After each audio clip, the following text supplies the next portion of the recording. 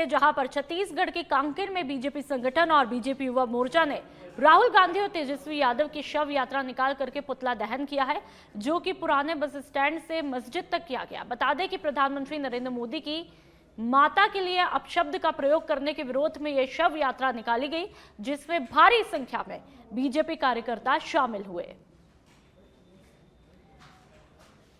जब से देश के प्रधानमंत्री नरेंद्र मोदी बने, एक चाय वाला गरीब माँ का बेटा यदि प्रधानमंत्री बनता है तो इस राहुल गांधी के परिवार को पेट में पीड़ा होने लगी है।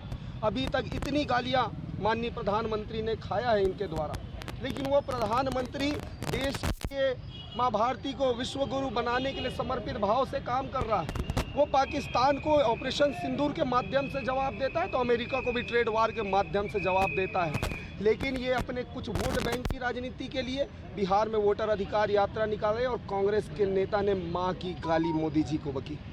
ये लोकतंत्र में किस प्रकार का प्रचलन इन्होंने प्रारंभ किया है?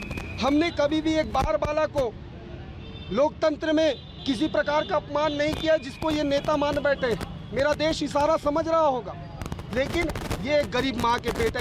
ये अभी आप लोग सब मीडिया के माध्यम से भी आप लोगों को मालूम है, क्योंकि बिहार में अभी जो उन्होंने राहुल गांधी के द्वारा एक यात्रा निकाली गई थी बदनाम करने का वोट चोर के नाम से, और उस यात्रा में उनके मंच से हमारे जो देश के यशस्वी प्रधानमंत्री माननीय नरेंद्र मोदी के माता जी पर अभद्र बात किया है, यानी गाली दिया है, जिससे पूरा हमारे भारतीय जनता पार्टी और पूरे भारत देश का अपमान है, महिलाओं का अपमान है। और इस तरह से उनको ऐसा मंच से माफी मांगना चाहिए। और क्योंकि भारतीय जनता पार्टी का अगर वो कोई नेता या प्रधानमंत्री नहीं है, वो पूरे देश के प्रधानमंत्री हैं। आप सब जान रहे हैं यशस्वी प्रधानमंत्री माननीय नरेंद्र मोदी जी का डंका पूरा विदेश में बज रहा है और हमारे देश के लोग उसको बदनाम कर।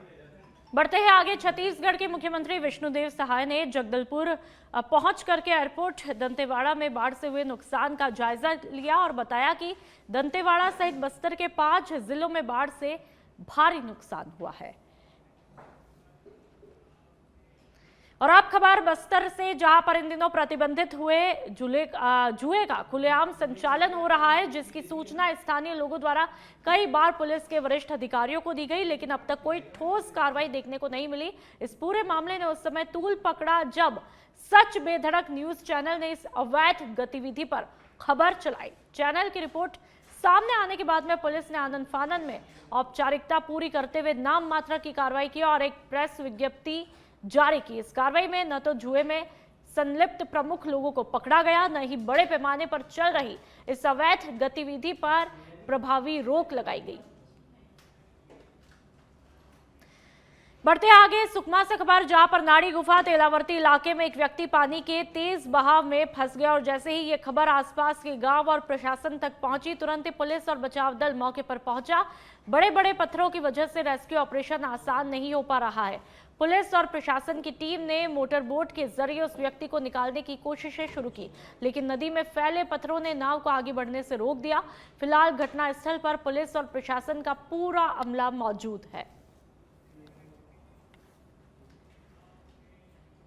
बीजापुर से खबर मिल रही है, जहां पर नैमेड़ कन्या पोचा कैबिन की 9वीं कक्षा की छात्र ने आत्महत्या की है।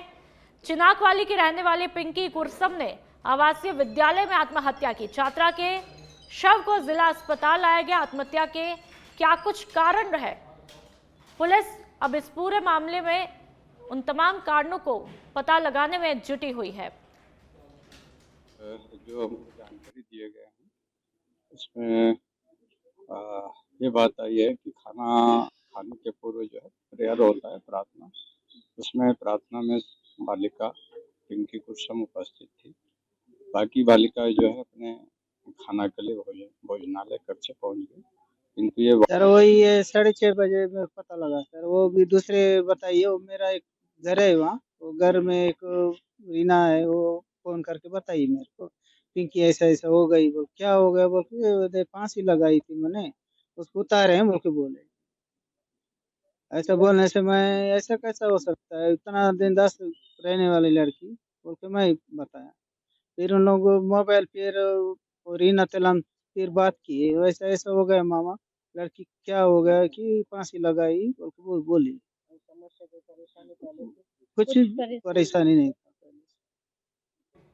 और चलिए अब राजनांद गांव से खबर, जहां पर एक बार फिर आंगनवाड़ी कार्यकर्ताओं ने राज्य सरकार के खिलाफ हल्ला बोल करके प्रदर्शन किया। आंगनवाड़ी कार्यकर्ता और सहायिकाओं ने अपनी मांगों को लेकर के 1 दिवसीय धरना दिया। कलेक्ट्रेट के सामने शासन का ध्यान आकर्षित करने के लिए जमकर नारेबाजी की। आंगनवाड़ी कार्यकर्ताओं ने साफ कहा कि जब तक उनकी मांगे पूरी नहीं होती है तब तक चरणबद्ध आंदोलन जारी रहेगा। हम लोग 8 सूत्री मांगों को लेकर आज एक दिन का ध्यान आकर्षण का किए हैं, जिसमें हमारा मांग है कि हमें जीने लायक मानदेय दिया जाए। दूसरा है जो फेस कैप्चर केवाईसी और टीएच, उसके विषय में है, क्योंकि हम लोग जो टीएचआर दे रहे हैं उसमें फेस कैप्चर की बहुत सारी दिक्कतें उत्पन्न हो रही है, जिससे चलते हम लोग काम नहीं कर पा रहे हैं, क्योंकि हमारे पास अभी 5G मोबाइल नहीं है। जब तक 5G मोबाइल नहीं आएगी तब तक फेस कैप्चर वाला काम, और शासन ना यहाँ तक मतलब निर्देशित कर दिए हैं कि कार्यकर्ता के पास मोबाइल तो होना ही चाहिए, लेकिन कार्यकर्ता के साथ साथ जो हितग्राही हैं उनके पास भी मोबाइल होना चाहिए, क्योंकि हम जब फेस कैप्चर करते हैं, आधार कार्ड डालते हैं, तो उसमें डायरेक्ट हितग्राही। और चलिए अब सुकमा से खबर, जहां पर नाड़ी गुफा तेलावर्ती के पास में एक युवक 12 घंटों से पानी में फंसा रहा। वायुसेना की मदद लेकर के हेलीकॉप्टर से रेस्क्यू किया गया। बड़ी जद्दोजहद के बाद में युवक की जान अब बचाई जा सकी है। तो आप देख सकते हैं कि कितनी वहीं छत्तीसगढ़ के मुख्यमंत्री विष्णुदेव साय ने जगदलपुर पहुंचकर एयरपोर्ट दंतेवाड़ा में बाढ़ से हुए नुकसान का जायजा लिया है। बता दें कि दंतेवाड़ा समेत बस्तर के 5 जिलों में बाढ़ से भारी नुकसान हुआ है।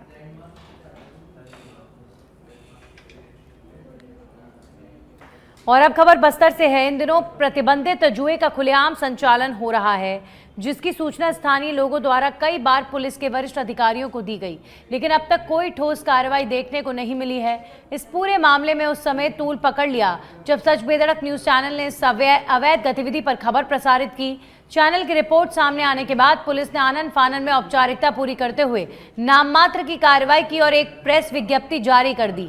इस कार्रवाई में ना तो जुए में संलिप्त प्रमुख लोगों को पकड़ा गया और ना ही बड़े पैमाने पर चल रही इस अवैध गतिविधि पर प्रभावी रोक लगाई गई है।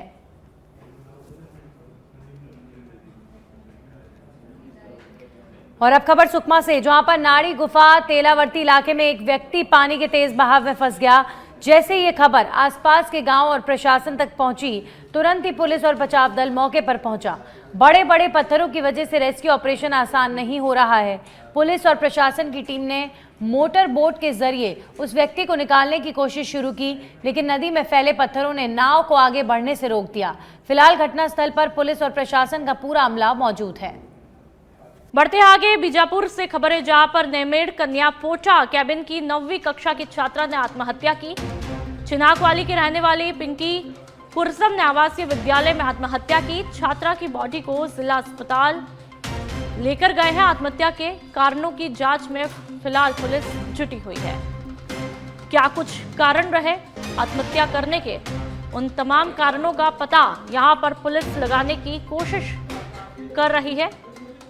छात्रा के शव को जिला अस्पताल लाया गया है। उसके बाद में परिजनों में शोक की लहर है और अब पुलिस हर एंगल से जांच पड़ताल कर रही है कि आखिरकार आत्महत्या की वजह क्या है, आखिरी बार किससे फोन पर बातचीत हुई है।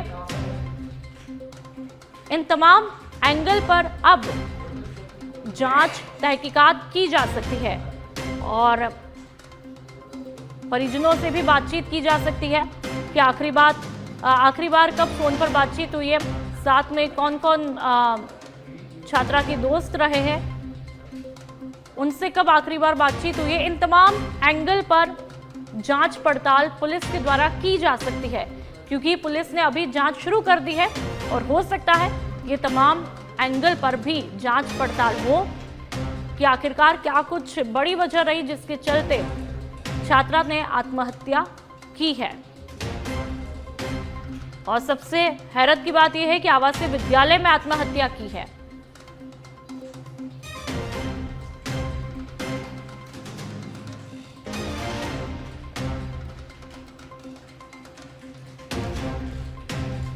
तो लगातार पुलिस तहकीकात में जुटी हुई है, परिजनों से बातचीत करने की कोशिश कर रही है वही विद्यालय में हुई है, तो ये बड़ा ही हैरान कर देने वाला मामला है। हो सकता है शिक्षकों से भी पूछताछ की जाए।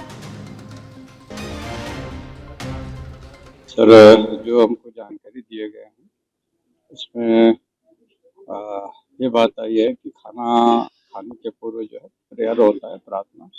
उसमें प्रार्थना में बालिका पिंकी कुशम उपस्थित थी। बाकी बालिकाएं जो है अपने खाना के लिए भोजनालय कक्ष पहुंच गई, किंतु ये बालिका वापस अपने कक्ष की ओर जाना बताया। जब बालिका आए, खाना खा करके वापस गए, उनके खाना को भी लेकर के उनको ढूंढने लगे।